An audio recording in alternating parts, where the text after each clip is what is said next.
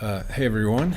So this episode and conversation is a bit of a bonus that I wasn't expecting to put out. So if you're just discovering me and this podcast because of this particular guest and this topic, welcome.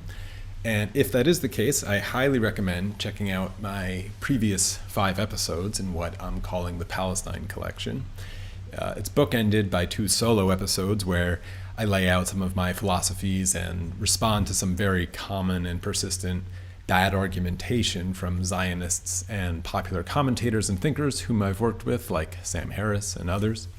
And then the 3 episodes in between them, which comprise the collection, are conversations with Gideon Levy, Richard English, and Miko Peled. But today, I am talking with Ilan Pappe. And if you're in the group that I addressed in that first paragraph, you very likely know who Ilan Pappe is, and you probably found this show by looking for him. But for those of you who don't know the name, I very much encourage you to read some of his work. He was born in Haifa and was one of the prominent new historians from Israel who began to narrate a historical account of Israel's founding, which told a less than innocent story. Instead, it told a story of settler colonial expansion and essentialist attitudes towards Palestinians. And he came to this perspective and unavoidable interpretation through deep research into the archives and diaries and military documentation and much more. In 2007, he left Israel after the president of his university called for his resignation due to his endorsement of the boycott of Israeli universities and BDS generally. So since then, he's been at Exeter University in the United Kingdom.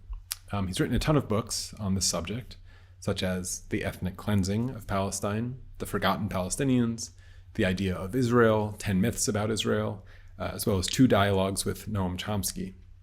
And I just want to flag that name, Noam Chomsky, because I know for some people who come from the Sam Harris pathway to my videos or my work, the very name Noam Chomsky sets off some red flags and alerts some kind of deluded leftist confusion about certain things. And I think I understand where some of that comes from, and I'm going to address some of it as well as some other closing thoughts at the end of this interview or after the interview. So please stick around for that. I know it's a bit long, but I wrote an essay that I think is really important to conclude this episode.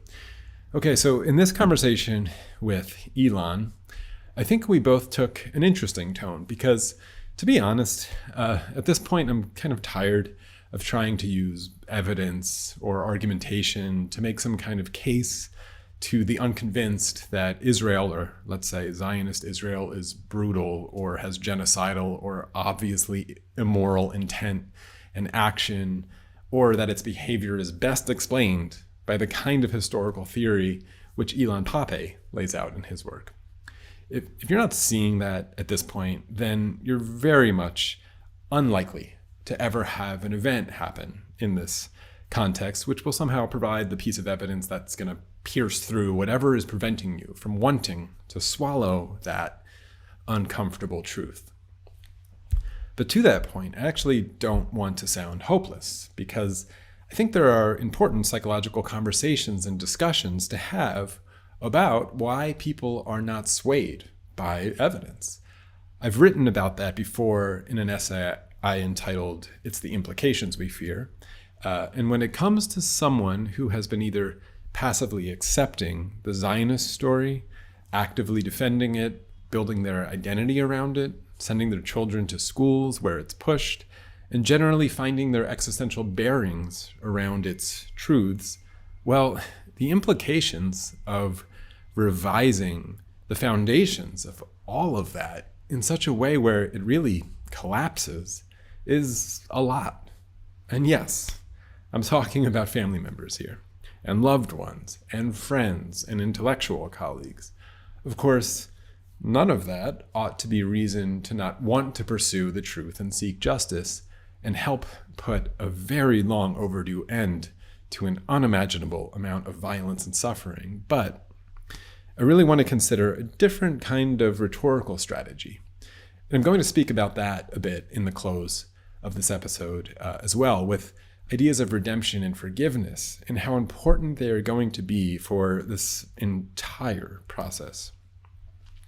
Because what Ilan and I end up speaking about quite a bit in this episode is the idea that we really are seeing the end of the Zionist regime. And I very much agree with him on this point, although neither of us can really predict exactly how or when that collapse will be complete. And also pay attention to the language that we're using, because we're not advocating or predicting the elimination of Jews from the Middle East or even the dissolving of a state exactly. What we mean by the end of the Zionist regime is exactly that, the fall of a regime, which leaves a vacuum, which is then filled by something new. And this is usually a radical redefinition of the project which was once there, hopefully something with more moral and more justice and more opportunity for all of those who live within it. Ilan says some really astute things on this subject in our conversation that I urge you to pay close attention to, because people like us often get accused of being too, kumbaya or idealistic in our thinking, that there's some beautiful utopia awaiting the Middle East when the Zionist project crumbles, and no, that's certainly not the case. What the new Middle East and liberated Palestinians would hopefully face or the existential crisis of trying to find meaning and purpose while scrolling Instagram too much and figuring out how to live. Like Ilan says, to simply be part of the world rather than fighting for their basic survival. Okay, so I want to stress that we both think this Zionist collapse is inevitable.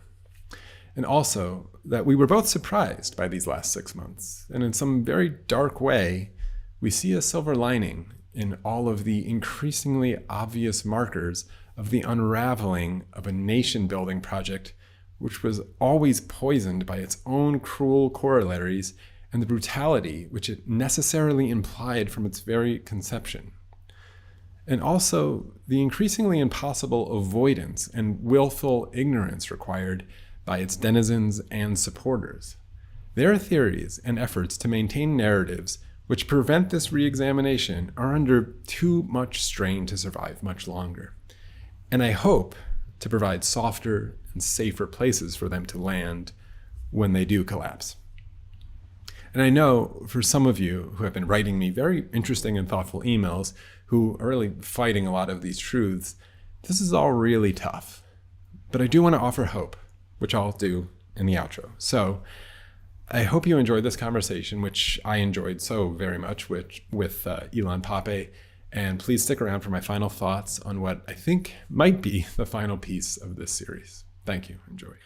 I want to start with the general topic of history and how you or any historian attempts to sort of adjudicate conflicting stories. I think we think of history as sort of a mix of interpretation or analysis, or sometimes, I guess, just simply publishing your findings. And when it comes to and came to your historical investigations of the Zionist project, what mix of those three things would you put it at? Sort of analysis versus just reporting versus interpretation? Yeah, I think it's a very important question, and I think it relates to the general philosophy of history that I am, and I'm definitely not alone, subscribe to. And it has a lot to do with the way professional writing of history has evolved over the years. I think when history became an academic profession, more or less in the late 19th century, it still aspired very much to be an unbiased, objective, scientific investigation of the past. But very, very quickly, quite a lot of historians who became professional understood from their own work that it's not only the evidence that they have found that builds their historical narrative, that who they are, the time in which they are writing, the quality of the topic, namely whether it is something which is very dear to their heart or one that is still relevant to the time that they are writing in it. All of that influences very much also the final product. The final product would be the narration of the historian, the narrative that the historian provides. And I think also in my case, I was relatively aware of it, I think, sooner or earlier than quite a few of the historians who write about Israel and Palestine. I mean, I was very much aware that the fact that I'm an Israeli Jew, that I developed politically from being a Zionist to being someone who's very critical on Zionism. All of that together, of course, with everything I exposed as far as evidence is concerned, um, needed a navigation between an interpretation that is scholarly, academic, but one that doesn't hesitate to be moral as well. And I think that's something that if you are writing a history of an issue which is very dear to your heart or affects your life, and it's not just, intellectual curiosity of something that happened a long time ago and you're just curious to know what happened there. But if it's an ongoing history, so to speak, then I think you have to develop this confidence that whatever people would say around you, that A, you're not fabricating evidence, that you're not using the evidence in a way that would justify your moral or ideological position. But on the other hand, you're fully and transparent in saying that, yes, there is a moral judgment as well for the way you research, what you choose to research, and the more general story that you're telling. And then you ask yourself, especially in, this is typical to a place where there's an ongoing conflict, how does the narrative that you decide to tell, tally with the one that your own society tells, and what are the consequences if what you think has happened in the past is not what your own society wants you to say, or what happened in the past as their own historian, an historian that belongs to them.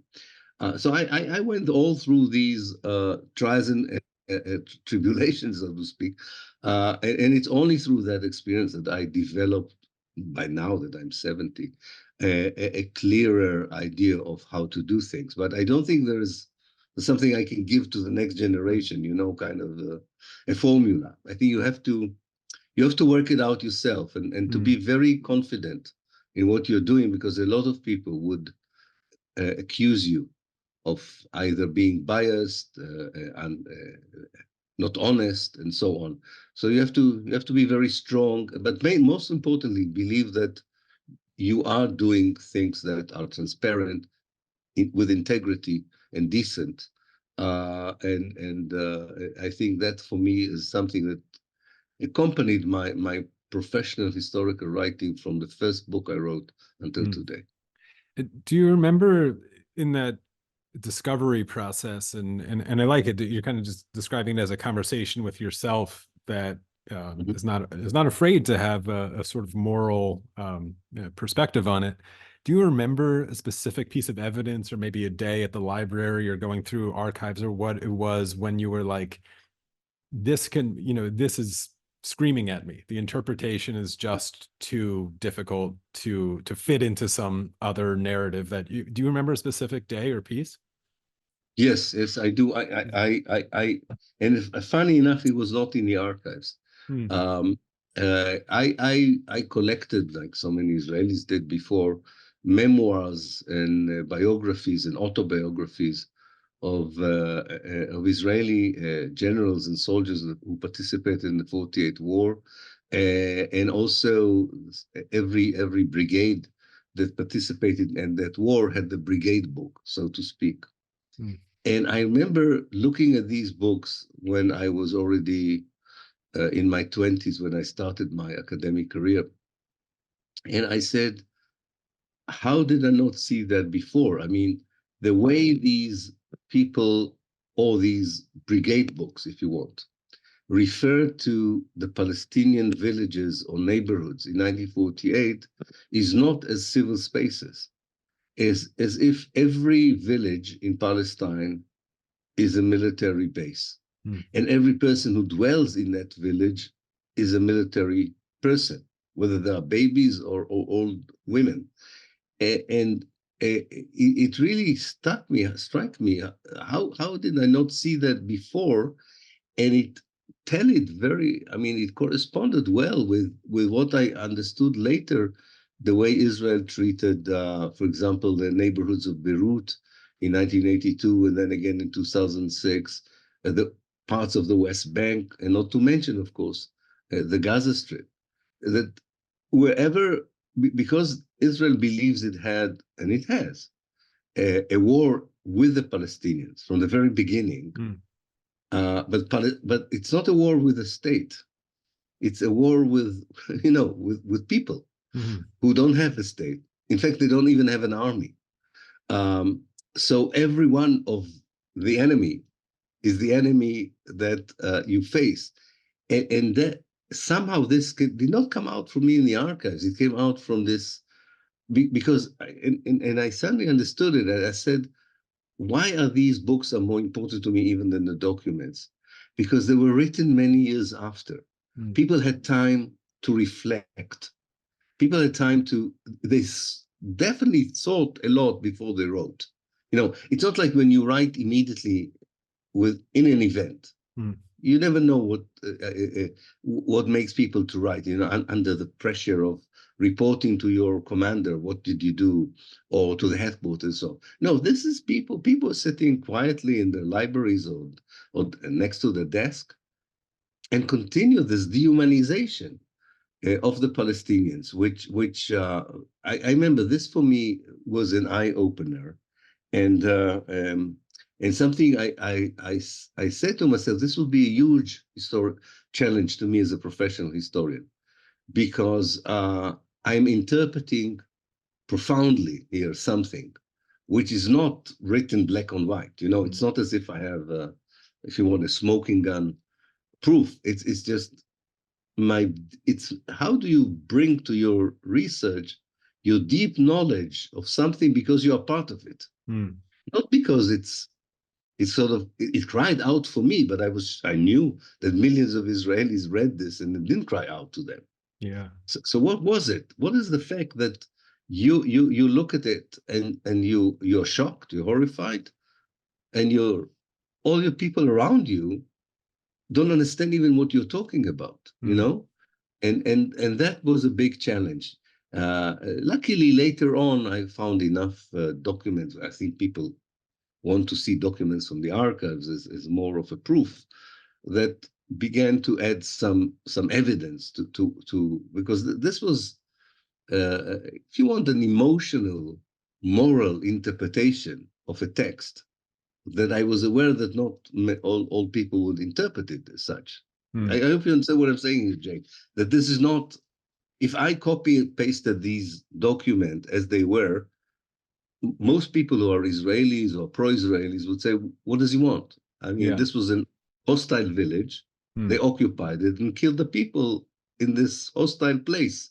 What else did you expect them to do, right? Yeah. Something like that. Yeah. Yeah. Yeah. No, if And I you could, see, I yeah. see the village.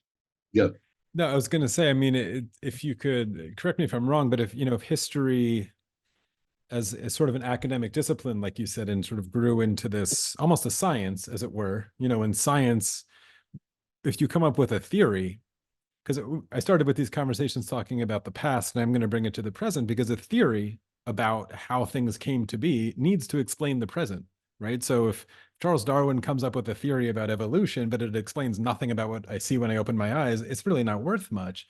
So if you're coming up, and history is a bit messier, right? Because there is interpretation, and exactly. I'm sure there was a lot of different journal entries, and some may have had different opinions than others, but you kind of have to write a book or come up with some sort of theory or an ethos of a time period when you're going through a museum or even recent history, but it better explain the present.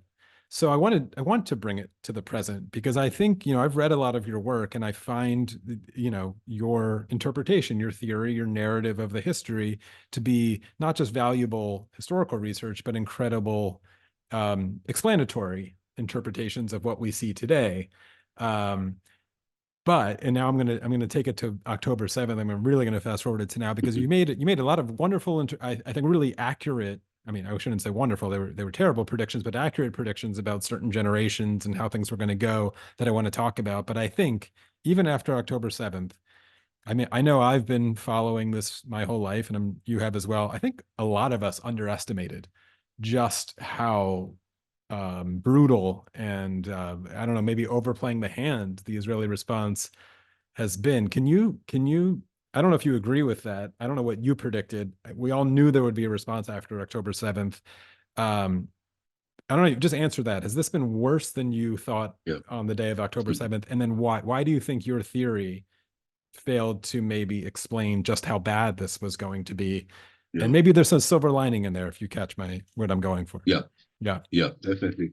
Well, I'm not sure I missed the big picture. I Mm, think from a certain stage, I would say in the last 20 years in my writing, I accepted the theory or the paradigm that looked at Zionism in Israel as a settler colonial mhm, movement that sees its very existence as guaranteed only by the elimination of the native, the indigenous people.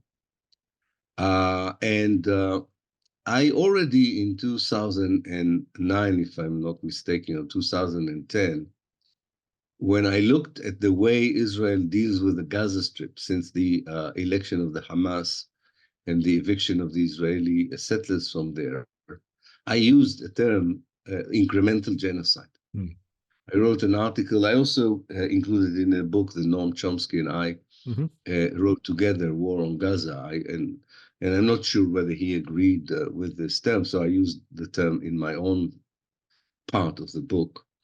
And and I thought that contrary to maybe genocides that we are familiar with from the past, where you have a clear plan of eliminating a people, and then you systematically go about it. Maybe there's another model. I'm not an expert on genocide. I don't want to. mm, The topic is not something that attracts me as an historian. I'm much more attracted to human achievements mm, and so on.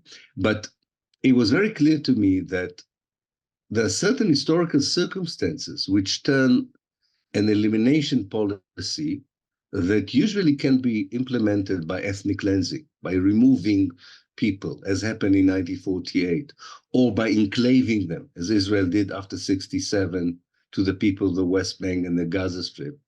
There is a situation that suddenly all these methods are not working. And I warned against it in 2010. I said, while Israel has a way of dealing with the West Bank, it has a way. It can Judaize it, colonize it, hope that this would create unbearable way of life for many Palestinians who would incrementally leave the West Bank, or even if they don't leave the West Bank, Israel can push them into Bantustans, small areas.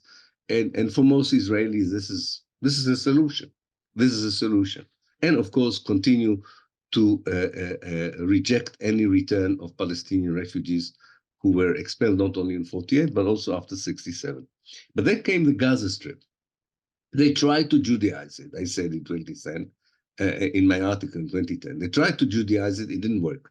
Not enough Jews wanted to settle there, and the settlement there was too small, and Israel had constantly to defend it because it alienated the people of Gaza around it, and they decided to take them out, hoping that they would use another method for Gaza, which is this big prison kind of theory that you close it and of course the prison, if you want, rebelled. And I already saw in 2010 that the Israeli reaction to something they haven't even foreseen, I think, to the model that they themselves created in Gaza was killing and not removing people, killing people, massively killing people. So in a way, with long answer, what I'm saying is that if I used the term incremental genocide in 2010 and everybody now uses the term genocide for 2024, at least as far as the transition of Israel from ethnic cleansing to genocide is something I did warn against, not only predicted, I warned against. I said it would happen. However,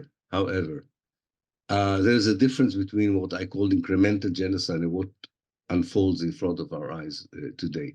This I did not anticipate. No, I thought that there would be a brutal, ruthless Israeli reaction for 2 or 3 weeks. Mm-hmm.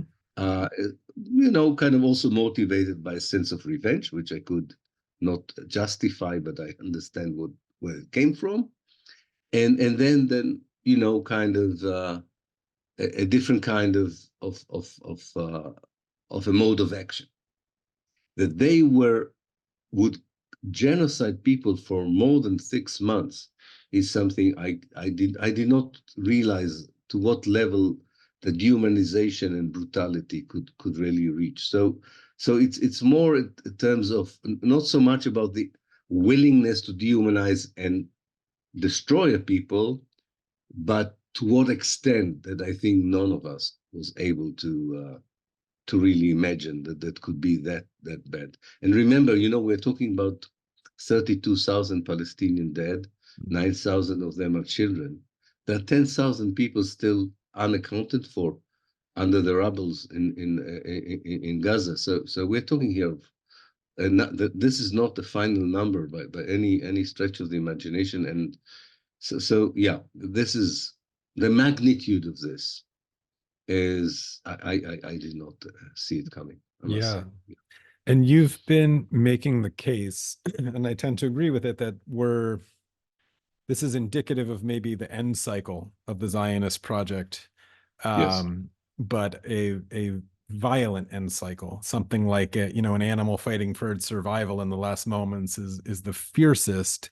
I mentioned it's such a horrible, thing for me to say, but the silver lining that I was mentioning there, of course, is not the dead bodies, but the are we somehow getting closer to a end game for the Zionist project? And I want you to also talk about what that really means, because after my series, when I did these 5 interviews, I had a lot of confusion with people thinking I was making some case that Jews had to leave the Middle East, or the problem of Islamism or jihadism would disappear the moment that Israel is gone or whatever. And no, Nazi Germany ended, but Germany didn't end, right? South That's Africa right. apartheid ended, but South Africa, it's a radical Exactly. redefinition of what it is. But yeah, so make the case that maybe and I think even just right up to today, after the killing of these aid workers and whatnot, every now and then the news pays attention and it makes its way. There's signs that maybe Israel has overplayed its hand to a significant degree. And maybe you tell me if it's starting to sense that this entire project is untenable. I don't know the pulse of the average Israeli, if they're have any awareness of this. And I don't know if that matters, frankly. As a historian, I don't know if it matters if the people in Rome know that Rome is ending. Mm-hmm. Yes, let's start, yes, kind of building it a bit more structurally.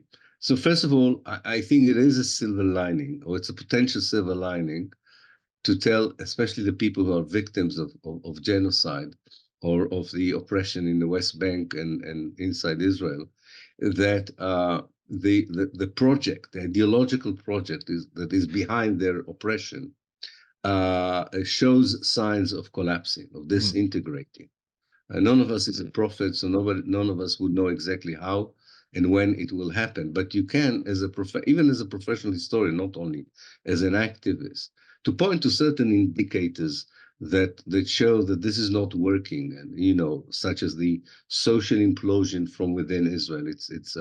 It was very clear to the world that there is this kind of almost a civil war between secular Jews and religious Jews before the 7th of October.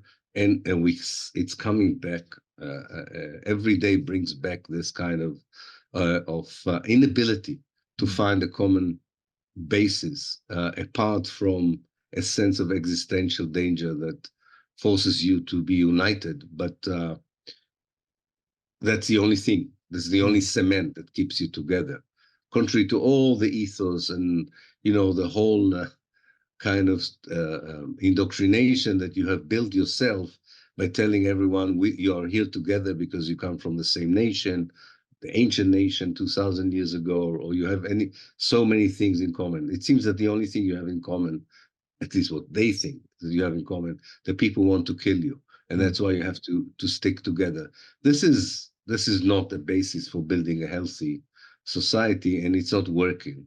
The economy that used to be praised as one of the best in the OECD is crumbling, and not only on the macroeconomic kind of indicators like GDP, GNP, but also the microeconomic. I mean, the inability of the state to provide to those who don't under the poverty line. The state doesn't function. The Jewish communities around the world, especially the young ones, are not going to be Zionists. It's very clear in the long future. So what are you going to do without that kind of lobbying? Yes, you'll have the Christian Zionists, but is that enough?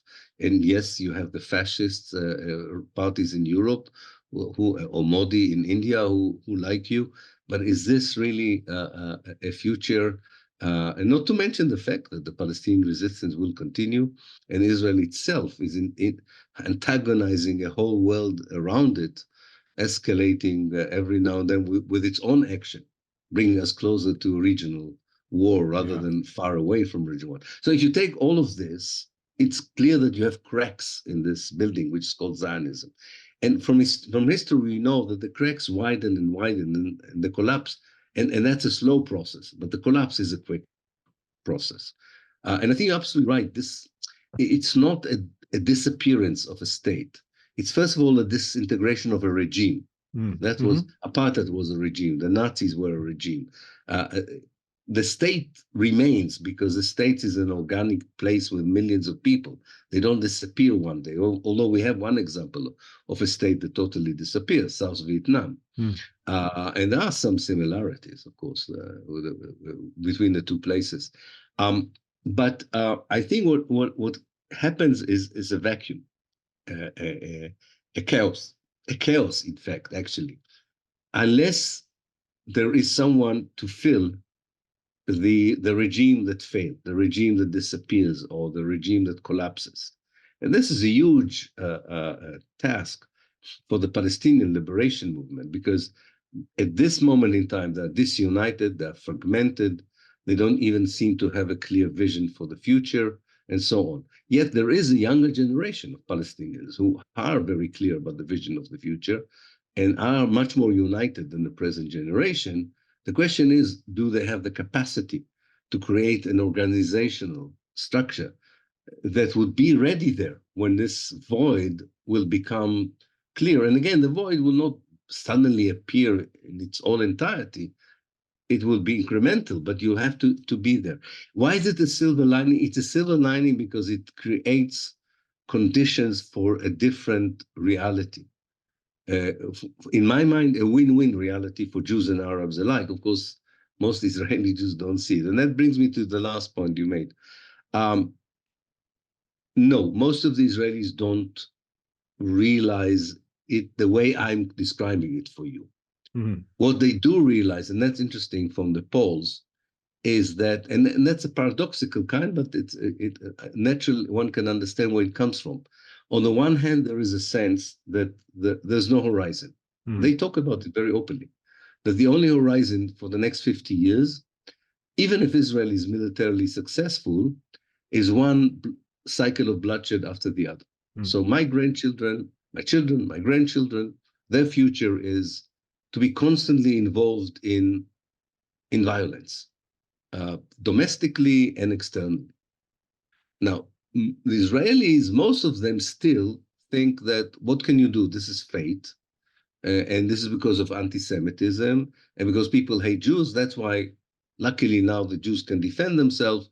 And if they cannot defend themselves, people will kill them or so on.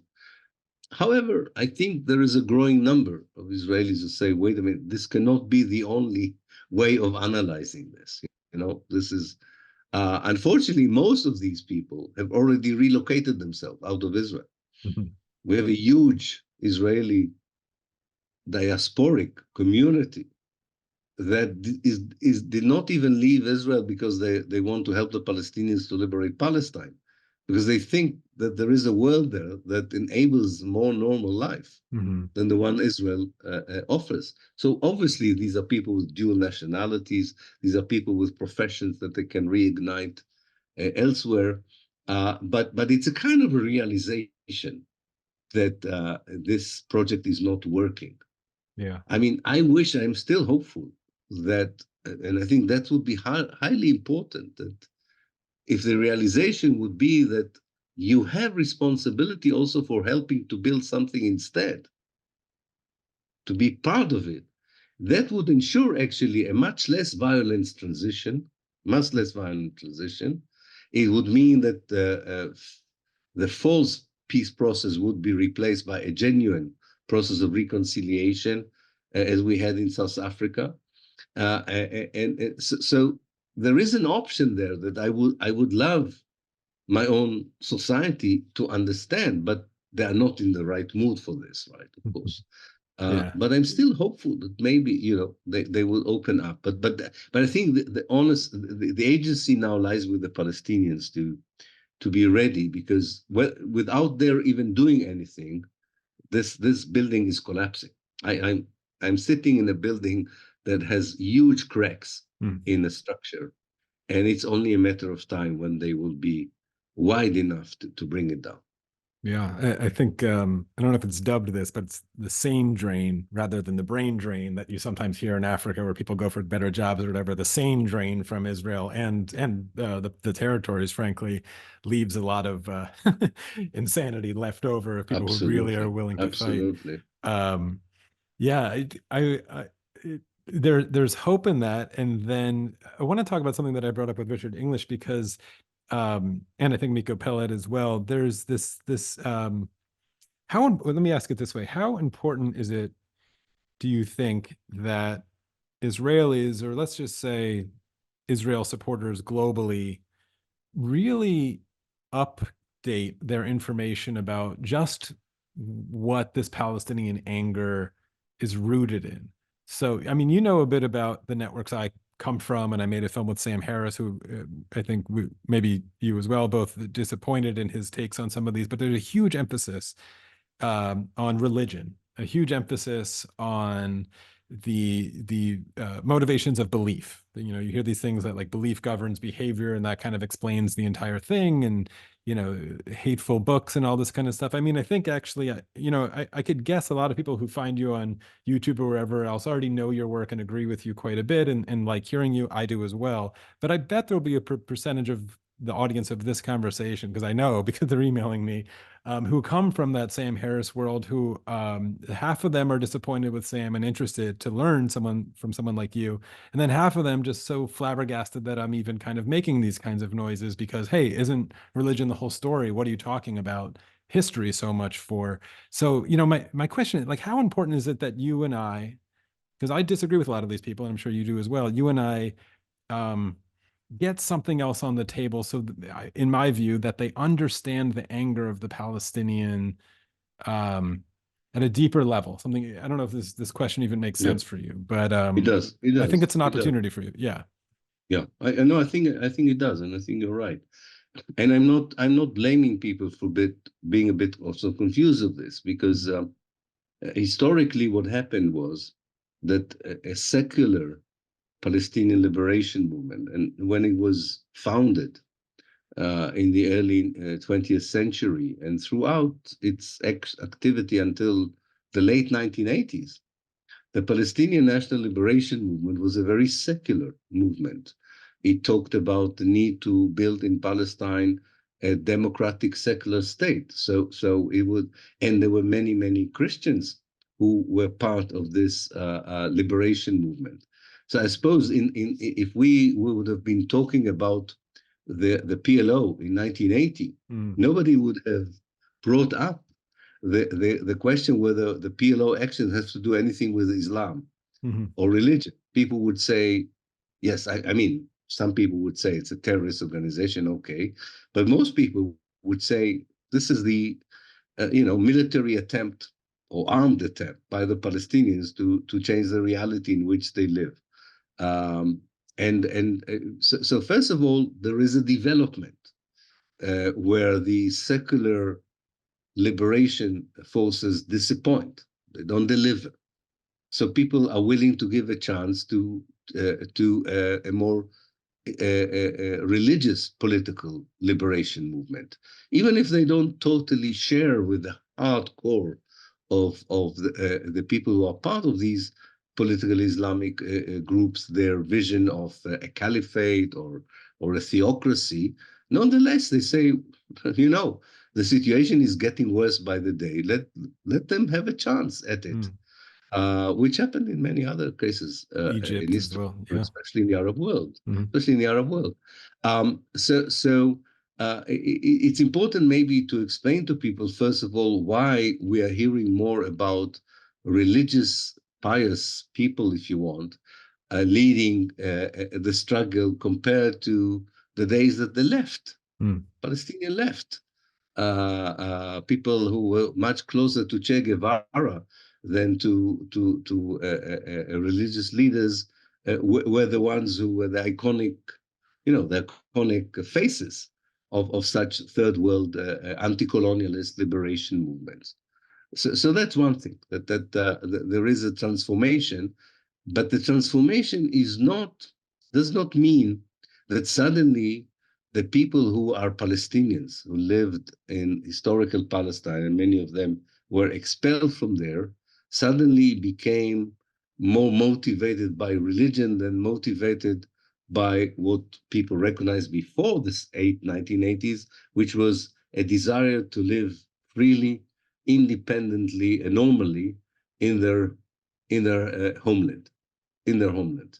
And this has not changed. I mean, the motivation from someone who's a member of the Hamas and the motivation of someone who's a member of the Palestinian Communist Party is first and foremost, before thinking whether there is a chance of implementing the big ideologies which they believe in, the first impulse is to end an occupation, a siege, ethnic cleansing, oppression. This hasn't changed. So this whole outrage, you want violence sometimes, this all call for the world, help us, comes from the fact that millions of people for more than 100 years are denied normal life. They are, and when I say denied normal life, it's not that they are offered instead some difficult life, because many people in the world, not everybody has nice and comfortable life. No, they are denied the basic things that most human beings have, which is a free access to their place of work, certainty that their house will not be demolished, certainty that their field will not be taken, or their trees will not be burned, or that they will not be killed or wounded, or their children will not be killed and wounded, or taken to prison without trial. And all these things that are daily experiences of millions of Palestinians. So everybody who knows enough about the experience of being a Palestinian in the last 100 years should ask themselves, what would you have done? Now, of course, one option is to leave.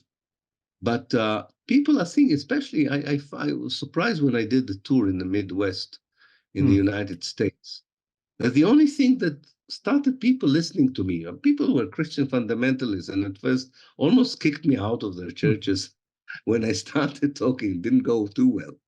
But when I started talking about attachment to the land, they suddenly understood what I was talking about.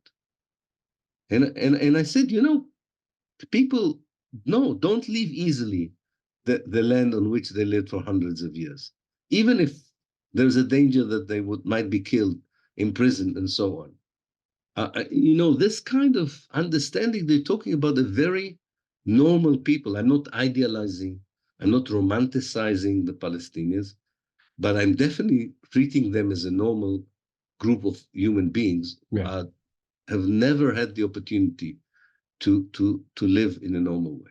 Yeah, and if you could to dip into the history again, because I'm hearing some of the I think bad argument retorts in my head that would respond to you because I'm so familiar with them from the people in my networks. But they'll say things like, well, that might be all well and good, Elon, but, there's like wealthy doctors who've never faced any oppression at all, or Osama bin Laden himself is like a, millionaire, but he's motivated and engaged in this violence and very motivated by the Palestinian cause as well. And, the only thing that explains that is this holy book that ties the two together. Can you respond to that a bit, Yeah, maybe that argument? And then as a historian, because I think, especially when you started writing, there was a affinity and solidarity between liberation movements generally. If you can place the Palestinian cause and effort, 1897 onward, but really getting going in 1948, in the context of maybe just a story that we tend to forget of, we're still, and maybe as a historian, this is a good point for you, because people tend not to know where they are in the global scheme of things. And we feel like colonialism is this old word, and imperialism, like this very old word that just is some ancient world that we don't live in anymore. No, we're like very much situated in the post-colonial era. This map behind me, it's a puzzle, actually, will not look like hmm this with these lines because it's still cracking and crumbling from a very recent past of colonialization. So it's no surprise to me when you see, anyone who perceives themselves as oppressed showing solidarity with something that also seems to have a common enemy of, let's call it, white Western colonial projects. So if you can respond to sort of all of that, but yeah. especially that first point about like, well, this guy was a doctor in Sweden or something, and he got radicalized. What does he have to do with any of this? Yeah. Yeah, what I think there is this Western tendency to homogenize Mm, anything that is not Western. Uh, so everyone who talks in the name of Islam and does things in the name of Islam are all the same. right. So there's no difference between Al Qaeda, Islamic State, the Hamas, and so on. And of course, there are huge differences. They're not the same phenomenon at all. The phenomenon of Al Qaeda and the Islamic State still needs a much better analysis because we know that at first these kinds of ideological groups were served the United States in the war against Afghanistan. That's where Ibn Laden got his training when he was part of when it served America to push these people. And in other places, it seems the West always wrongly now afterwards they know it was wrong, but they during the Cold War they preferred fanatic Islamism to liberal and leftist forces because the liberal and leftist forces were anti-imperialist. Mm, And they thought that these people were just dealing with religion, so they don't constitute a threat to American interests. So that's one point. And I don't think in many ways everyone who's part of the Hamas or Islamic Jihad falls into this kind of category. Although some of them were, and we know that Israel very much supported the Hamas when it started because it didn't like the idea of a secular Palestinian liberation organization that might win the sympathy of people in the global north. So they have a share in this kind of thing. That's one thing. Secondly, I think that it's a very complex phenomenon that for me it's has to do with oppression, not just as an economic oppression. You can be a Palestinian doctor who lives in Ramallah, but you are in danger of being arrested every moment. You might not get to the hospital.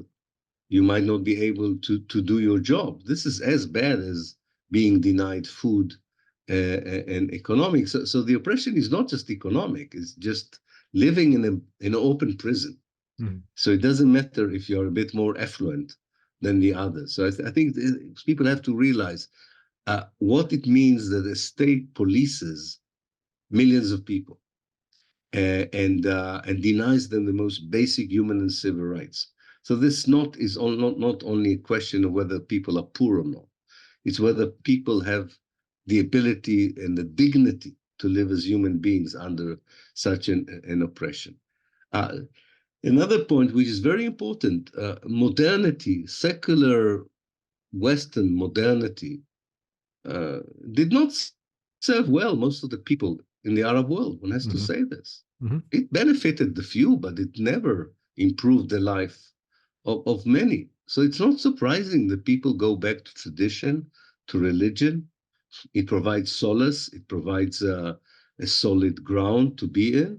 And there is nothing in the secular Western ideas that promise them a better future. And we have to respect it. And I think it's easier for people who live here in the Arab world not to not to take this Western point of view, that this dichotomy, binary view. You're either secular or religion, and Hmm. that's it. I was a member of the Communist Party. I'm not anymore. And in Ramadan, we used to stop the meetings for people to continue the fast or to go to the prayer, you Hmm. know. And above us were the picture of Marx and Lenin and so on, who probably were not didn't know even what Ramadan was, right?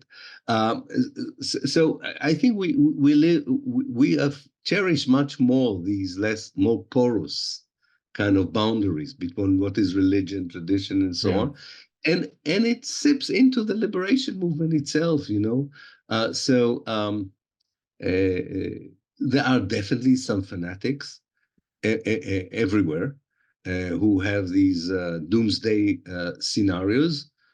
American evangelical Christians probably know what I'm talking about. But most of the people move into these kind of political formations with the hope that one of them would be more useful than the other to change occupation and oppression. Now, about colonialism, if I may, because Hmm. I think you Hmm. made a very important point that it looks to most people anachronistic and it's over. It's like we are in a post-colonial period. I think that's where Palestinian academics in the 1960s and later Australian academics in the 1990s were very useful. We're making distinction between colonialism and settler colonialism, Hmm. the kind of movement that created the United States, Australia, and Israel. These European refugees or outcasts that had wanted to rebuild a new Europe instead of the one that wanted them, but in the process got rid of the indigenous people. Israel did not get rid of the indigenous people. They're still there. They're still fighting.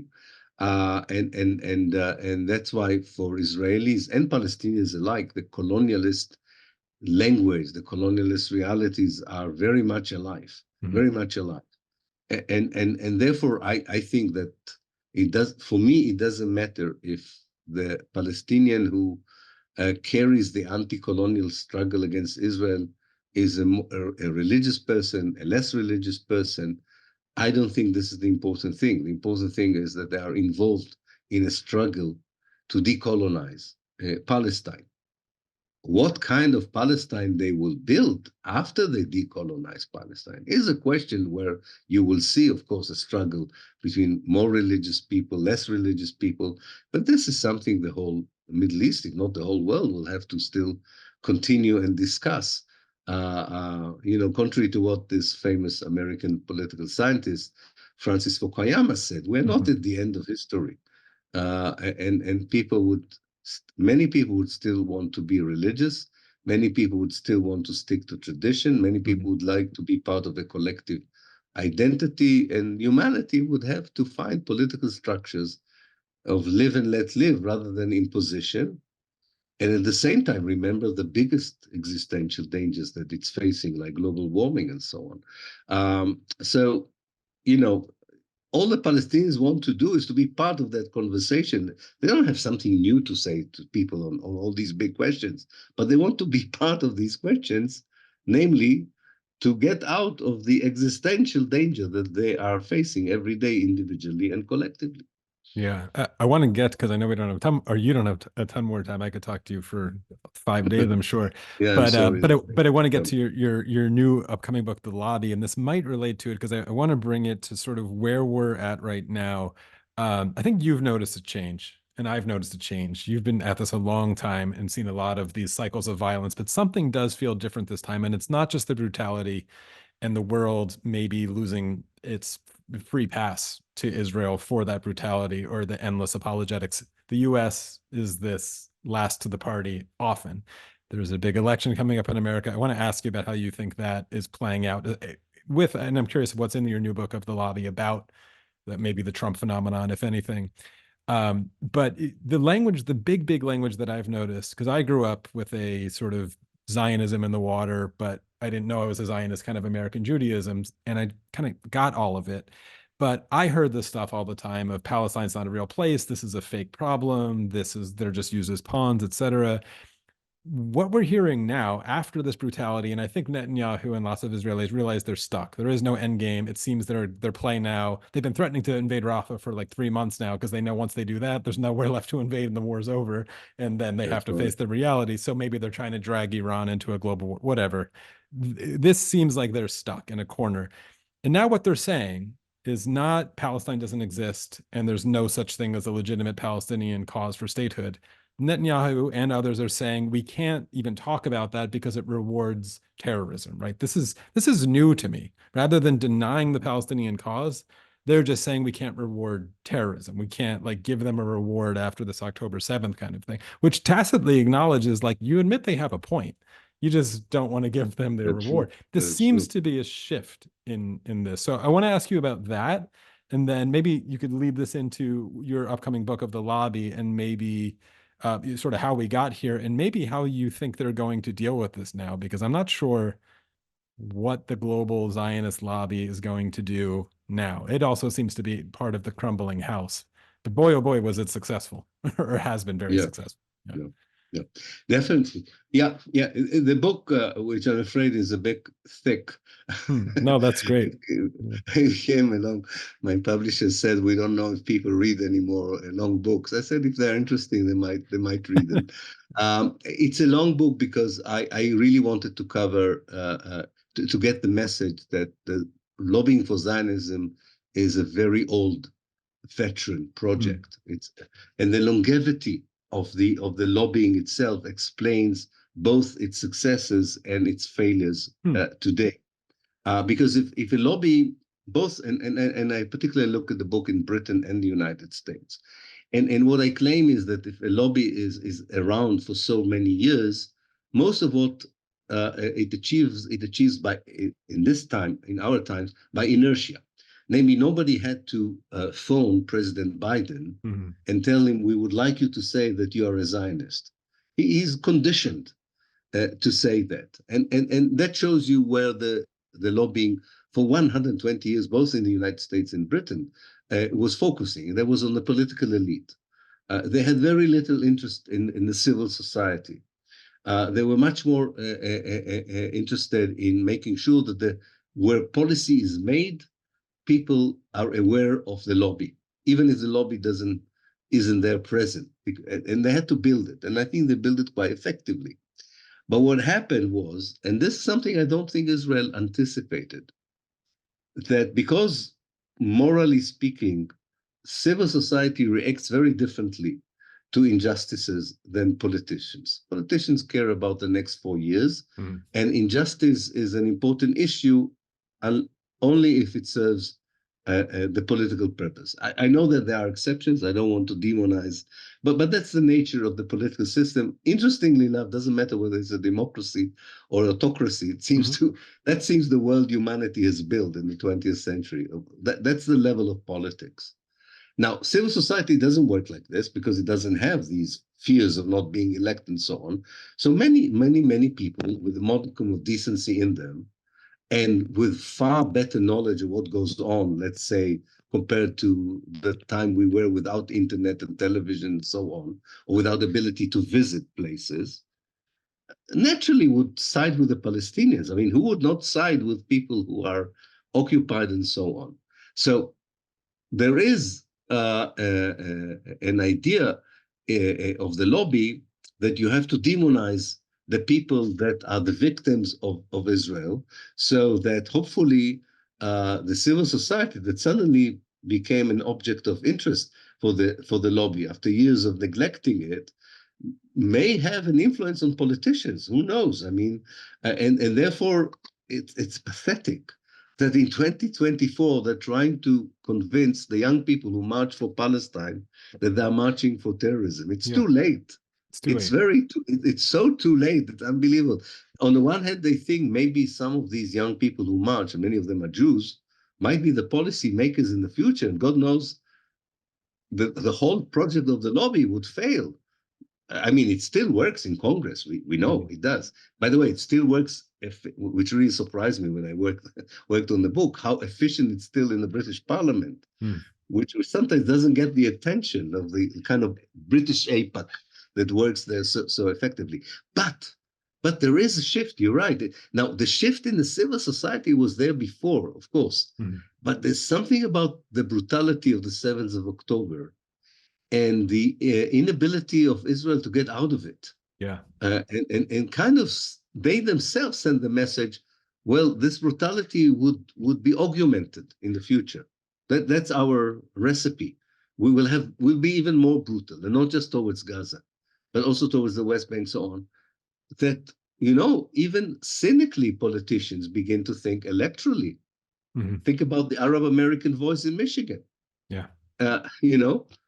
Is it really even politically beneficial for us to stand by Israel automatically, as we have done since 1948 with Zionism, as we have done since 1917? And I think that's a huge problem. The Israelis don't have an issue. And yes, and I agree, that's one of the indicators of the collapse that I was talking about. Now, more specifically, I want to say two things, and that relates to the elections in America. One is that these processes we're talking about, or what I call the indicators and so on, do not mature immediately. They take time to develop. And that's a very dangerous. When you started the conversation, you rightly said that there is this fear that they're fighting for their life, the Zionists, and that can be translated to ruthless, even more ruthless actions in the next year or two. It's a very frightening moment in history. So that's one point. But I think what is really interesting is that they are inevitable in many ways. I mean, there's no way of stopping them anymore, because the main protagonist, if you want, the Israeli political system, those who support Israel in the United States and in the West, they don't have the mechanism to change in a way. So that's why it's so worrying. It's like you would have liked to think that what Biden is now saying, his wife is saying, would be translated into fundamental change in American policy.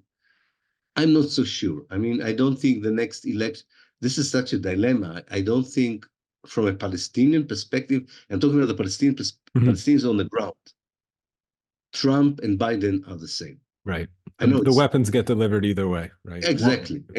One just says we don't like it, and the other says they're paying me money, so I'm going to do it. That's absolutely. Yeah. But we're also citizens, I hope, as Palestinians, and I, as an Israeli who supports the Palestinians, we also want to be citizens of the world. We don't like certain presidents to be presidents, not just because of Palestine. We don't want to be that egotistic. Yeah. But nonetheless,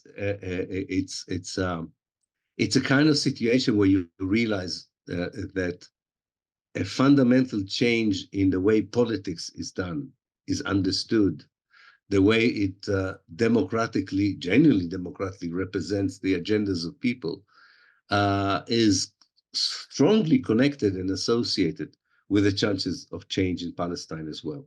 So we are part of the world. Yeah. And changes in the way moral is re-injected into politics, the way that the whole political and financial elite are not the only people who have an impact on policies and so on. All these things are definitely connected. I mean, we used to call it the left, the people who were able to see these connections. But they also got lost. They totally got lost. I mean, the left is left somewhere, and it has to be someone has to pick it up again. But I think this is something that you know that the next elections are not a dramatic turning point, and Yeah. yet you know it's another station in its trajectory that Mm. would be, I believe, would be eventually a dramatic process. Mm. We hopefully with a more, I don't know, more positive Mm. scenarios at the end of it. Do I have time for one more? Yeah, yeah, Amazing. I'm going definitely. to just keep going because I want to ask you about social media. Hmm. I don't know if I've heard you talk a lot about it generally in other interviews, and I'm curious what you think if how this has changed the landscape for the Israel-Palestine issue since you started really, working in the 80s to now. This is a new giant phenomenon, the social media thing. And I'll put Absolutely. out just telling the story of the last couple of days. We're recording this on what, April 6th or something, and there was this um, killing of these three world kitchen food workers or whatever, and the sequence of events, which was very rapid afterward, really was interesting to me, where it happened immediately. Netanyahu gets asked about it and says, "Oh, these things happen in war." And I think he thought like, that'll be it. Like, whatever, this stuff happens. A lot of people. And then it was like, oh shit, the media kind of cares about this one. I'm still getting asked about it, and there's a bunch of Westerners who got killed in it. And then it quickly shifted to like, oh, it was a mistake, we're going to do an investigation. And then there was more questions being like, what do you mean it was a mistake? There was three missiles or whatever from the sky. This looks pretty awful and deliberate. And then it was, well, it's going to take us a few months to do this investigation, but we're looking into it. Stay patient. Then there was this phone call with Joe Biden that suddenly the media was like, oh, it's going to be really tense. And then the next day he says our investigation is done. We fired three people. And like you sort of Yeah. follow that whole thing. But my whole point in telling that story with this question about social media, and it might not even be specifically social media, is it seems the video evidence, the photographic evidence, all of this stuff getting out is maybe a bit of a game changer. I'm equating it to body cams showing up on American police Hmm. officers in the Hmm. last, I don't know, decade or so. And that was a huge push after years and years and years of people saying there's brutality and they're lying in the courtroom and it's a good old boys club and we can't get into it. You could watch videos over and over again online of cops, in the middle of the thing and literally saying like, dude, my body cam's on. I can't kind of go back on this. We have to go through with it. And I don't think we've seen any giant systemic change in America for that kind of thing of policing yet, but I think we've seen some and more of it's coming. And someone like, George Floyd happens and Derek Chauvin and there's a video, and for better or worse, the dude's in jail now and there is accountability. If that had happened in 1965, no idea if anybody would have ever heard about it. So I know that's a lot to put on your table. And I don't know if it's specifically a social media question, but if you can respond to maybe what's changed, the fact that Hmm. everybody has a phone in their pocket with an HD camera on it now, how has that changed the landscape? Yeah, it's a double-edged issue, I think, in a way, because on the one hand, people here in Palestine say people are watching now daily the genocide, and yet they don't do enough to stop it. Mm-hmm. So on the one hand, you say yes, it seems that the free flow of information, the total exposure of a crime that was probably easier to hide in the past is still not a guarantee Right. for action. So that's one side of this. On the other side is what you have described, that it does prod actions. It does create action that probably in the past would have been impossible because it would be easier to hide the atrocities or the crimes that were committed. So I think it belongs to the internet and the cyberspace, but I think much more it belongs to the very important social and moral role of the alternative media. Mm-hmm. And I think that's the phenomenon for me of the 21st century. The crisis of confidence that first we thought is just a crisis of confidence in the political elites. People have very little respect for politicians, and it seems that with very good reason. But that has moved to similar attitude to mainstream media, which we didn't have before.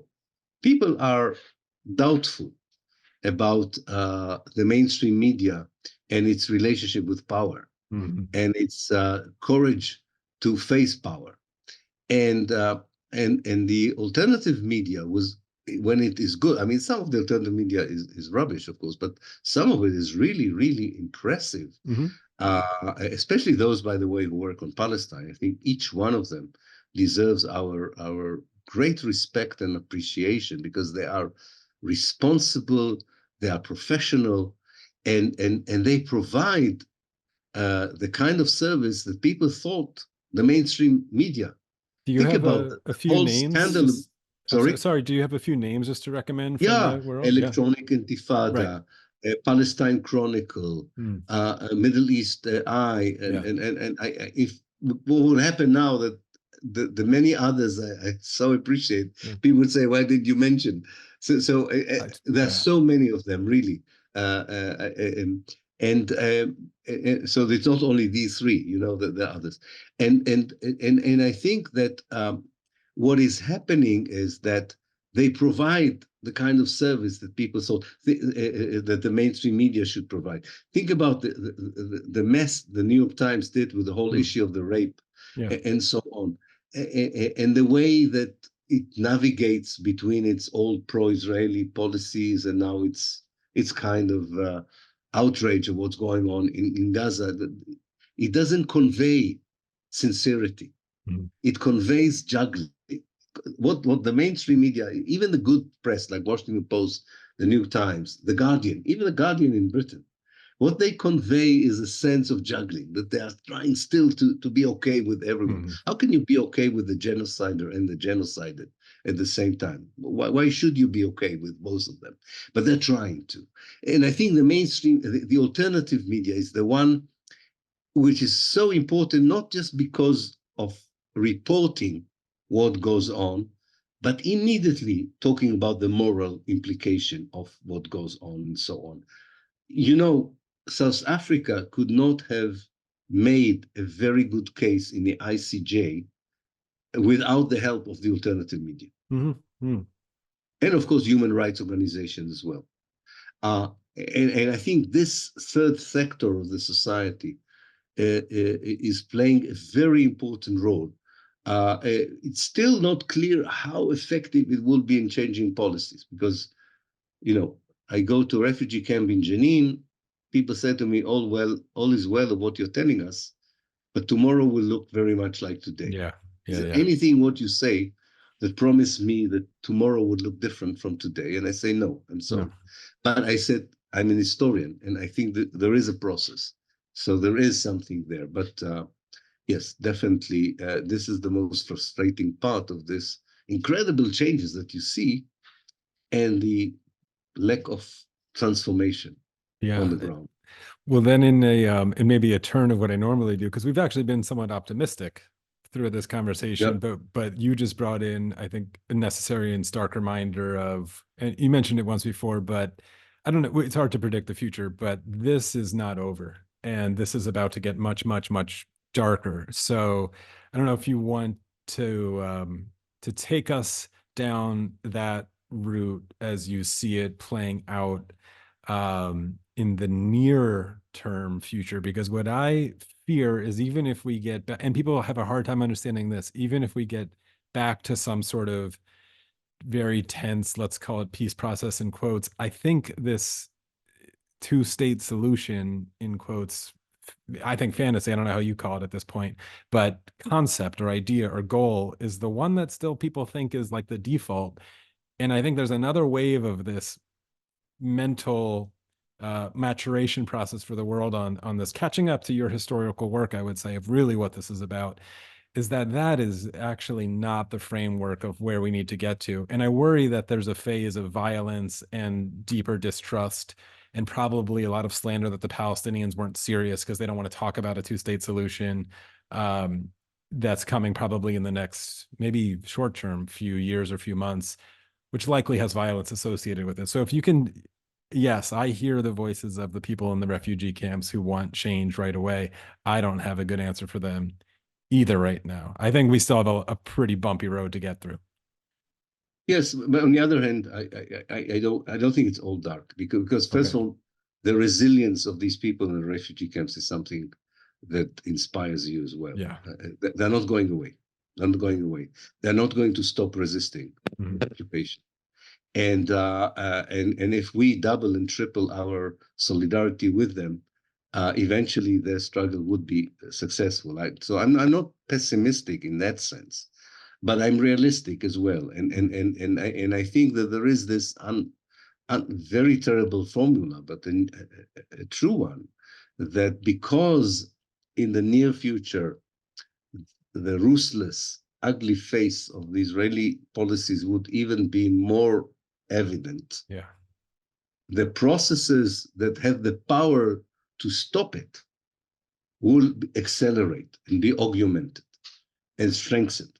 So when I come to a refugee camp and I say, hold on, it will happen, I mean it. It's not just I'm kind of throwing some sort of thing, because I can see how these processes are developing, and I admire their courage, their resilience, their resistance, and I think that the one thing I can tell them, that if they continue to be resilient, it will pay off in the end of the day. This is not a story of a people who are going to disappear. This is not a story that is going to end by a history book that would say one day there were Palestinians. No, no, this is not.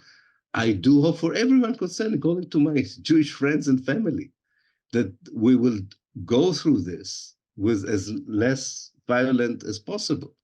But that doesn't, contrary to what people think, it doesn't depend on the Palestinians. It depends on the Israelis. And as for the two-state solution, this is not what people think. This is what the inertia of diplomats and political elites are saying. They don't dare to offer anything new because they like inertia. They don't want to rattle the boat.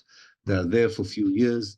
They have no interest whatsoever to think out of the box and offer something new.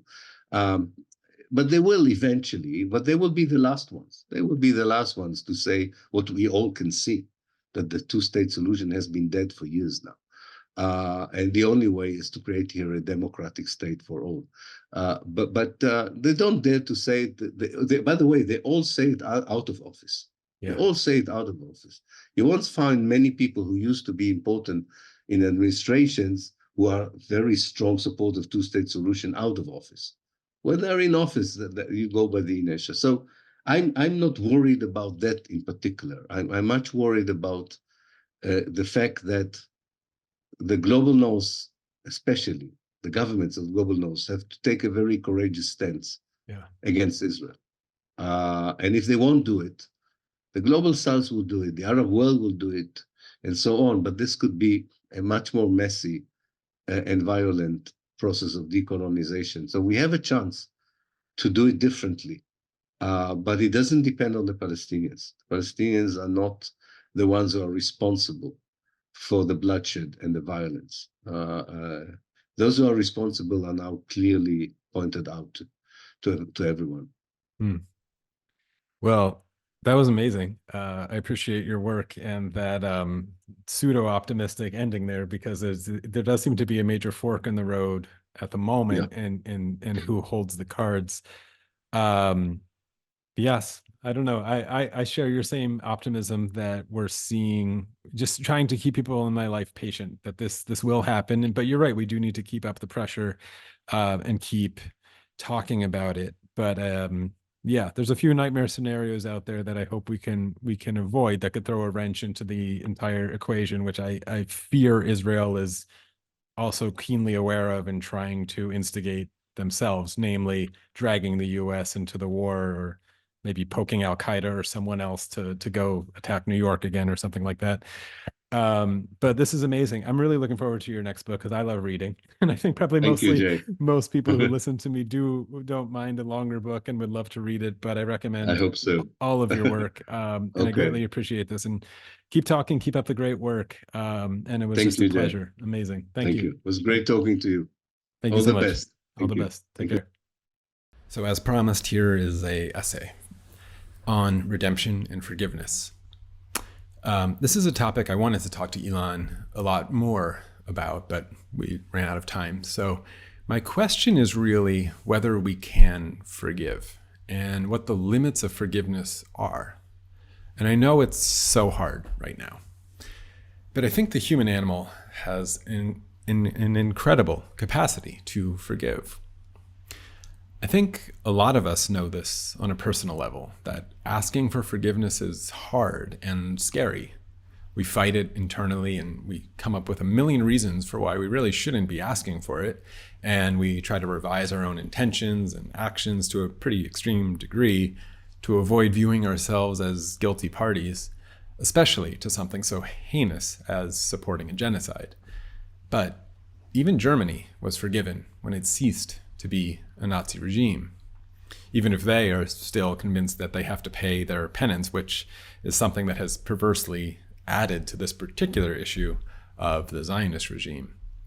Now, the Nazis themselves, well, that's a pretty difficult thing to forgive. Obviously, they were prosecuted and rightfully so. But there are, of course, cases where that too has happened. So I want to speak directly to the listener out there who maybe has supported Israel or even participated in the Zionist project from afar through donations or voting for certain people or teaching their children certain myths or arguing with friends in defense of Israel. I know you must be having trouble with what you're seeing. I know it. It's impossible not to. I mean, even if you've been avoiding certain news outlets or some of the good alternative media outlets, which Ilan mentioned, I could add a few of my favorites here as well. But even if you've been turning away, I think the World Central Kitchen murders last week were probably a pretty big problem for you.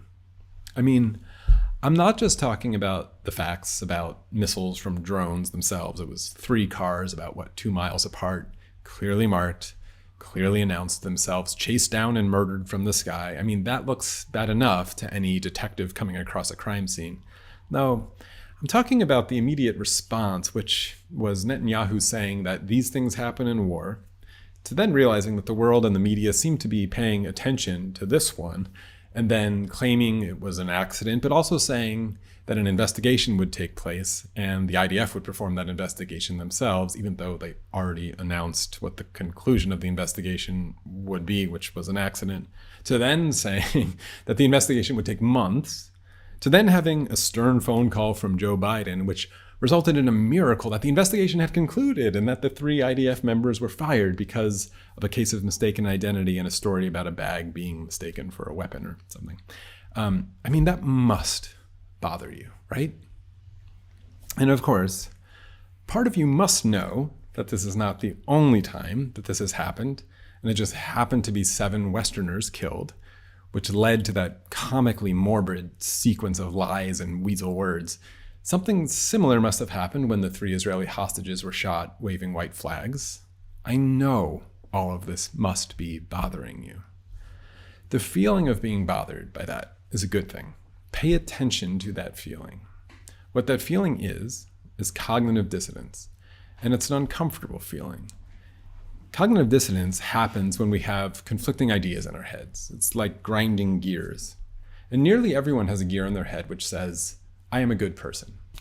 And when another gear starts to turn that says, this is wrong and this is murder, and good people don't support regimes which murder, especially on scale and with increasingly obvious intent, then these gears clash because you're a good person and good people don't do that. And that hurts. And so that feeling arises, and we humans seek to escape and resolve that cognitive dissonance. We can't exist in it for very long. So we get to work to find a way out. And this process is probably very fast and automatic for most people. It's very grooved how to do this. And there are many ways out of that bothersome feeling, such as denying the source, calling it lies, or simply turning away and trying to forget it, or casting it out as some terrible outlier or bad apple. A general consequentialist trolley problem justification is probably the most common way out of this problem, which will always cast that specific drone operator as the bad apple at worst or a mistake at best. And the murder of those humanitarian workers then shifts from something like outright indefensible murder to maybe reckless manslaughter or some lesser crime or fatal negligence or something. It's something that gets those gears to unjam in one's head and escape the cognitive dissonance, and you can retain the most important gear, that you are a good person. By the way, we all do this all the time, especially in a capitalist world where we're constantly quieting the gear grinding by convincing ourselves that the ultimate outcome of all these small sacrifices of our integrity are leading to some greater global good. This is a utilitarian justification and escape from cognitive dissonance, which has infected the vast majority of the world, particularly those of us in the global West. And so what happens when that escape from the cognitive dissonance stops working? Meaning that you just can't convince yourself that you are not seeing and hearing what you are so clearly seeing and hearing. It's a major problem because that gear that says, I am a good person, is in trouble. I mean, what are you left with? A realization that, yes, you have been supporting something terrible.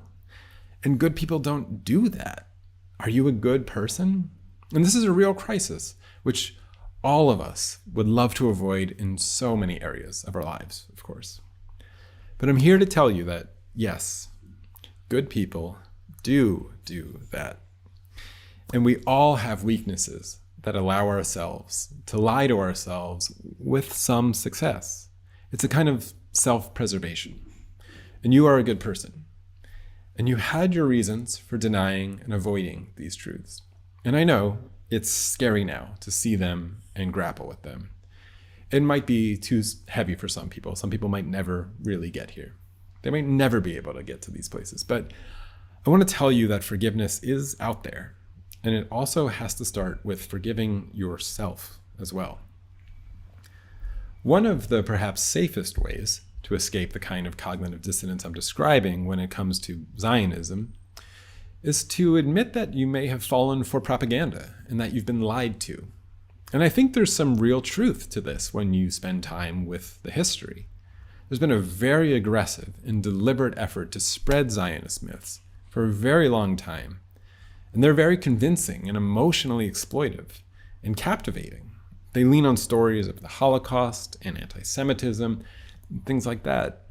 And I would hope that some people who've spent years or decades tacitly accepting many of these myths would generate an amount of anger at, who did this to me? And I think that's fair. But of course, sometimes it's too easy. Sometimes it's convenient to push the responsibility for your behavior onto someone else who brainwashed you or hijacked your existential desires to belong or find meaning. Sometimes, you could have looked closer at certain things, did some of your own research, looked behind the curtain a little more, but you didn't. You didn't want to know. And you might have some shame about that, but it's okay. We have to be able to forgive ourselves, and we have to be able to forgive others for these failures. Because I think a human who is convinced that it cannot be forgiven is a very, very, very dangerous animal. When someone deep down is afraid that they won't be forgiven, they'll go to great lengths to avoid admitting any truths which might require forgiveness. Or even worse, they might try to kill all the witnesses which might provide the nagging proof of a required forgiveness. I think this is what is happening in Gaza, of course. An honest investigation of the history reveals Gaza to be the living and breathing witness to a shameful act of violence, theft, and domination, which absolutely requires forgiveness. And many Israelis are very badly wanting to kill all of the witnesses. And this has happened many times in human history, of course. History is full of incidences where the witnesses to historical crimes have disappeared and been forgotten, and sometimes conveniently explained away as unfortunately catching certain diseases and all falling dead. I think these kinds of histories live under our feet and in our minds, and their shadows cast over our riches and comfortable lives in the West. The unimaginable bloodshed and injustice that built empires which we still wonder about with our coffees in our hands today, haunt us in a way. Now, most of these stories fade into a hazy past which can no longer be rectified or made right. We struggle with clunky ideas of how to ever address those historical wrongs, which we feel some vague discomfort with. Most of the time we just don't think about it, unless their imbalanced legacies show up in obvious ways today. For example, in Spain, the citizenship pathway for Peruvians is only 2 years, whereas it's 10 years for many other immigrants, such as Americans, perhaps as some kind of acknowledgement or attempt to address past injustices and Spanish colonialism, which have cascaded and propagated through history to the present, which explains some of the imbalance of the world, where some of us benefit and others suffer because of events which happened hundreds of years ago, which we personally didn't have anything to do with. We're always playing catch up with the crimes of the past when it comes to the concept of justice and dignity, and our attitude towards that project draws significant political fault lines. And I want to stay on that point for just a second here to revisit a question that I asked Ilan, because his answer, I think, was not entirely satisfying for some of the confusion and criticism that I'm familiar with. It was my question about the rich, privileged, educated person in a country far away from Palestine who may not even be Palestinian or might be Muslim or might not be, but who feels an affinity for this cause and might even travel to certain places and join militant groups and end up preaching holy justifications for violence. This is a phenomenon which some people point to as some supposed proof that this kind of violence is not tied to oppression or any secular concerns and can only be explained by religious radicalization. And that's a very weak and shallow theory, which misses this crucially important point that I want to stress here. As you probably heard in my conversation with Ilan, I think, and I would guess that he agrees, that we are in a civilizational moment of reckoning with the past, and very much still in this moment of figuring out how to deal with the immediate legacy of the overt colonial period as it has morphed into a kind of neo-economic and military dependence colonial period that we're currently in. And there are absolutely real dangers here with this awareness. There's a tendency to think very much in a binary about this issue, to split the world into the good guys of history and the bad guys of history. And the paradigm of simply casting the world into a power dynamic of the oppressed and the oppressor is too simple. Doing this, of course, washes over the moral failures and ugly practices of the supposed oppressed.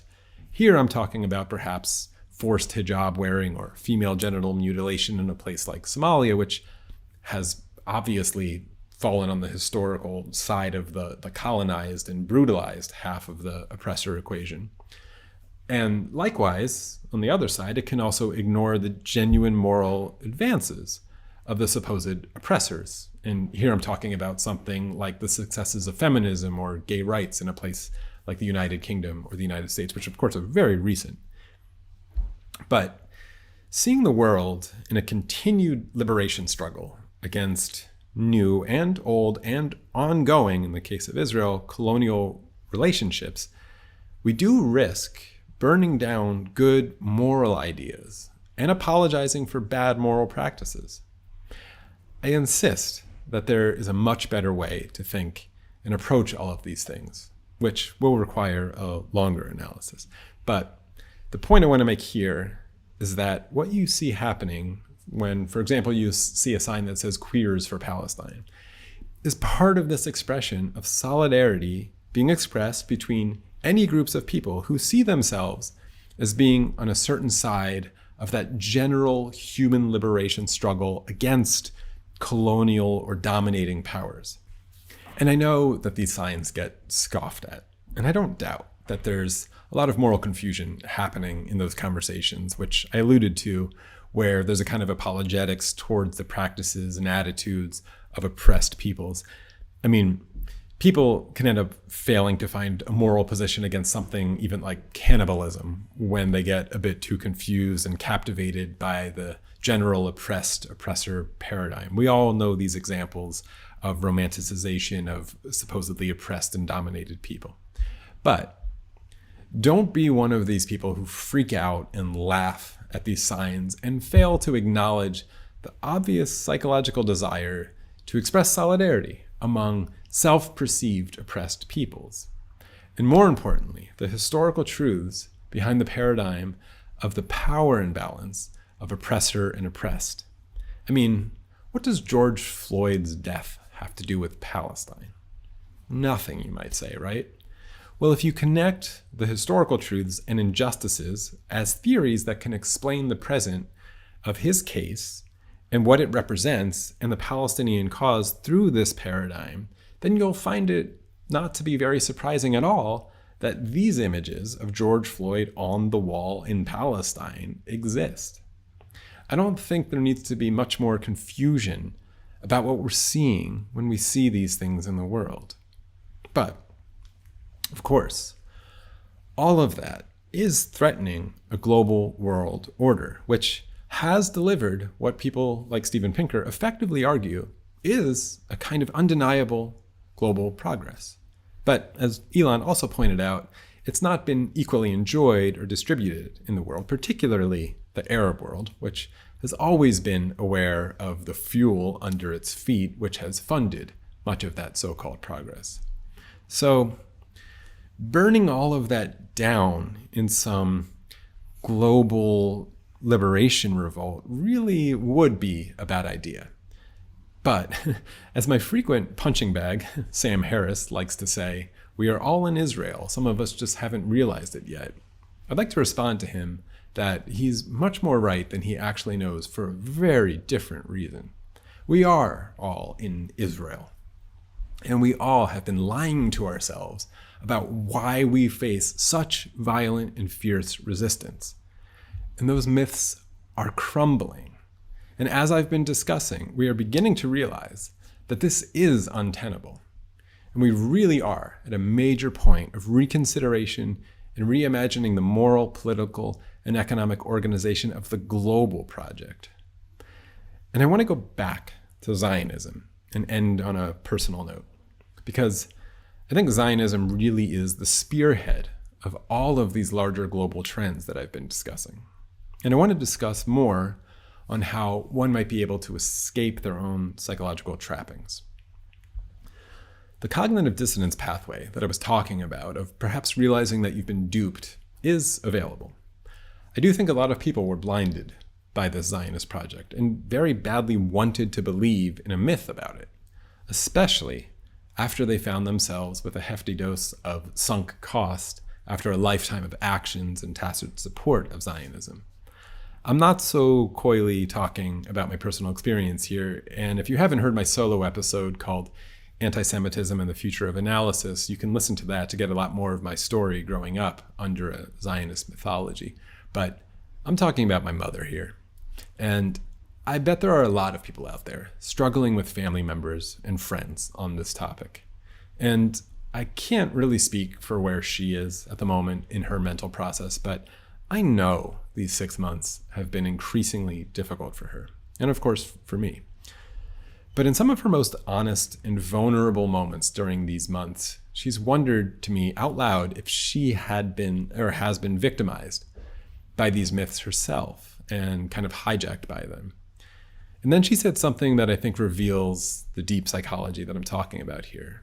After I expressed a lot of, let's be honest, sloppy anger about being sent to Hebrew school and bar mitzvahed and confirmed and tried to send me to Israel and fed a hefty dose of Zionist myths about the non-existence of Palestinians, she said to me it was all out of love. And I know that's true. And in that expression, I think I understood the deepest fear of all of us when we start to quiet our own cognitive dissonance of something we have participated in. That we hurt people and that we won't be forgiven. I think it's our deepest and worst fear as humans, which is reflected in so many religious traditions. So I want to finish with that idea, that wherever you are in this process, I assure you that forgiveness and redemption is very much likely still possible and available. And I absolutely offered this to my mother, which I hope we'll build that safe place to land when she can no longer sustain the habits of escape of cognitive dissidence. I really don't think ignorance is bliss. And I don't think she does either, especially when people around her insist on not being ignorant as much as possible, because then ignorance is isolation, which is the very opposite of bliss. And I would encourage you to do the same for those in your life as well, to offer and insist on the availability of forgiveness. But I do always wonder if there are points of no return in this idea of redemption and forgiveness. And I'm sure many of you are thinking that we've gone past that point, that any continued support is now unforgivable, or perhaps was even years ago. And I agree with you that we're certainly getting close to that point, but as dark and dim as it is, and I think you heard Ilan and I say that unfortunately we think it's going to get much darker still, I think we should all meditate on our capacity to forgive. Because something really is changing with Israel and Zionism. Something really significant has changed. And I think it knows it's untenable. And it can try its hardest to tell itself a story that it is untenable and failing simply because it faces far too hateful and deranged and anti-Semitic an enemy in the Muslim world, which has always hated it. But if it dares to scratch the surface on that history, like Ilan Pappe did, it will be forced to continue to lie to itself and everyone else, or swallow some harder conclusions that it is, in fact, untenable because it is far too immoral and brutal to sustain. And that, to their eternal credit, the Palestinians are not going to go away, and they're not all going to catch smallpox. Because even this, even now, even worse than this, but it must end soon, can be forgiven, and acknowledgement must come very soon. I'm writing this on the 30th anniversary of the Rwandan genocide. There was an event there to commemorate it yesterday. Wreaths were laid and speeches were given. Bill Clinton attended and apologized and called it his biggest failure. And Emmanuel Macron said that France bears heavy and overwhelming responsibility about it. And Israeli President Isaac Herzog was also in attendance still, clearly attempting to insert Zionism and Israel as the sort of copyright holders to genocide victims everywhere. And I hope he was paying close attention to the speeches. And I hope he felt some small modicum of cognitive dissonance, wondering if one day he would be issuing one of these speeches asking for forgiveness for his failures to acknowledge his complicity in the crime of crimes. And I hope he recognized that there was some familiarity in the way that perpetrators of genocide can talk themselves into the action being justified or unavoidable quite easily. And I hope that he recognized that even they are not beyond forgiveness. Zionism is collapsing, and after it does, then it will be too late for its supporters to walk away from it with integrity. They will simply be doing so because there's nothing left to support, and the entire world opinion will have shifted. Again, they will not want to be isolated and therefore leave their ignorance. The opportunity to recognize that you've been used, blinded, hijacked, or simply were too weak and fearful to question and challenge Zionist narratives is closing. And I think the key to allowing yourself to not miss this opportunity to resist a shameful project is to forgive yourself for those weaknesses, which, again, we all suffer from in various ways. And use some of the anger at the deliberate effort by those who exploited your weaknesses and desires to belong to a family, a lineage, a proud history, an identity, and a compass to meaningfully navigate a complex universe. And of course, feel less guilt about the comforts and advantages of your life. Forgive yourself and get angry. And then most importantly, offer forgiveness to others who may fear that they've participated and supported the unforgivable. So I think with that piece of advice to those of us struggling with forgiveness on every side of this issue, I will say thank you for listening, and let's all hope that we find the most peaceful path through what is a very dark and violent near future. It's going to take a lot of courage to not lose focus on the ideas of forgiveness and compassion in the face of what I'm sure are very emotionally powerful events that are going to happen and are currently happening. But I'm convinced that it's the path that we really ought to follow together. So, thank you.